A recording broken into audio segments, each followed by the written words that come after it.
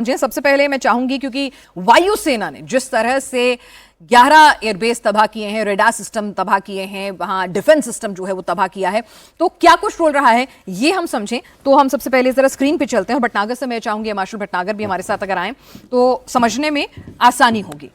तो एक एक करके हम अपने दर्शकों को बताते हैं कि हमने क्या कुछ हासिल यहां पर किया है।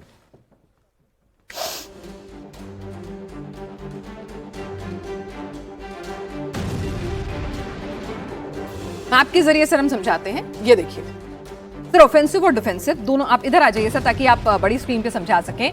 तो आप देखिए पठानकोट, भटिंडा, अमृतसर, फिरोजपुर, फजलका, पोखरण, श्रीगंगानगर, बाड़मेर, भुज। सर एयरफोर्स ने किस तरह से ऑफेंसिव और डिफेंसिव रोल प्ले किया, आप समझाइए किस तरह से ये जो बॉर्डर एरियाज हैं यहां पर मोर्चा संभाला था। सबसे पहले तो मैं ये हाईलाइट करना चाहूंगा कि ये भारत की तरफ से ये ऑपरेशन था, ये जॉइंट ऑपरेशन था जी।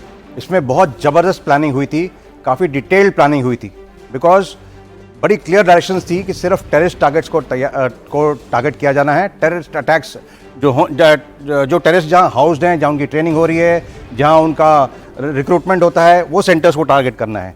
और दूसरी बात ये, एट द सेम टाइम हमको रेडी रहना था, अगर एस्केलेट होती है और बात आगे बढ़ती है तो उसके लिए भी हमको रेडी रहना था। तो डबल तरीके का एक तरह से काम था।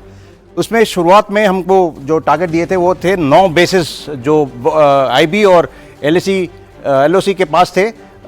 उसमें हमने टारगेट किया using fighter aircraft, loitering munition.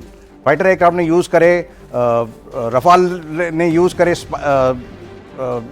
Hammer missile और स्कैल्प मिसाइल, और लॉइटरिंग म्यूनिशन यूज़ हुआ डिफरेंट इजरायली और डिफरेंट और अदर जो एयरक्राफ्ट लॉइटरिंग म्यूनिशन वाले जहाज थे, उनके ड्रोन्स थे, उनके द्वारा। इसके अलावा कुछ मिसाइल्स भी यूज करी गई। ठीक है। उसमें सक्सेस मिलने के बाद जब पाकिस्तान रिटेलिएट किया एक तरह से और बात को आगे बढ़ाया और स्ट्राइक करा हमारे दूसरे बेसिस पे, तब हमने जाके उनके दूसरे बेसिस पे करीब 8 से 9 बेसिस पे अटैक किया। ठीक है सर, सबसे पहले हम समझते हैं कि हमने अपने आप को डिफेंड कैसे किया।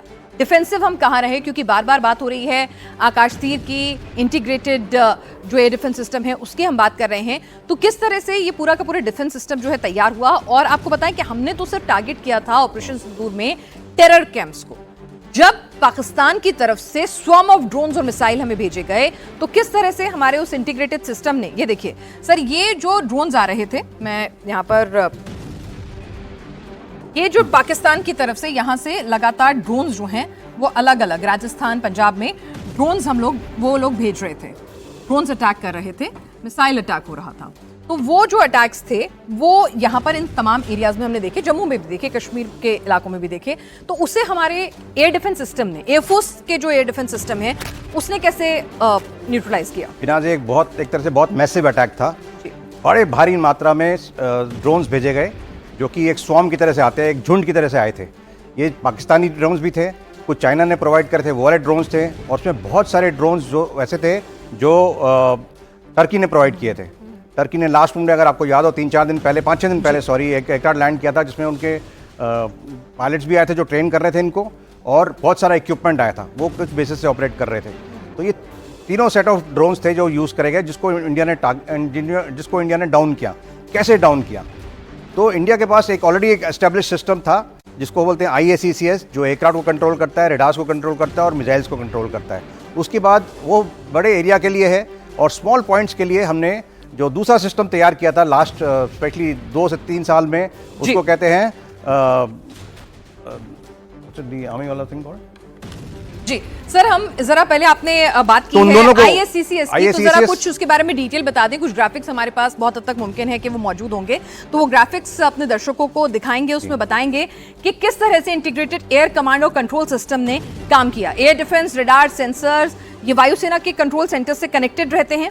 एयरफोर्स, आर्मी, नेवी के साथ ATS का पूरा डेटा इकट्ठा करते हैं। अवैक्स, बेरिव, A50, फॉल्कन, DRDO ने जो AEWCS बनाया है, और दुश्मन के विमान, हेलीकॉप्टर, ड्रोन या माइक्रोलाइट्स को तुरंत पकड़ लेता है। AD guns, defence system, missile, jets, drone सभी कुछ होते हैं।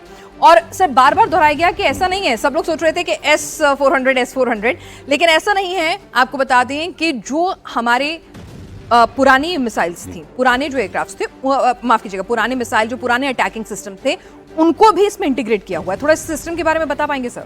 बिल्कुल। इसमें जो मिसाइल्स थी वो कई सारी ऐसे मिसाइल्स और ऐसे सिस्टम थे जो पुराने थे, कम से कम हमने जो 70 और 80 के दशक में जो इंक्लूड करते हैं, जैसे कि पिचोरा मिसाइल है, जैसे ओसा AK मिसाइल है, उसके बाद इगला मिसाइल्स हैं, ऐसे जो सिस्टम है वो पुराने थे। एट द सेम टाइम पर नए सिस्टम भी थे जो जैसे हम बोलते हैं कि MR SAMS और स्पाइडर और ये सारे नए इक्विपमेंट हैं। तो इन दोनों का अमलगमेशन, इन दोनों का जो तालमेल था वो बहुत अच्छा बनाया हमारे DRDO डेवलप्ड बेल ने प्रोड्यूस करके जो IACC सिस्टम दिया था उसके थ्रू। और ये सब मिलके कंबाइन होकर आर्मी के जो एयर डिफेंस एसेट्स थे, जैसे कि शिल्का, जैसे कि L-70 गन्स, ये सबको भी एक साथ कोऑर्डिनेट किया गया।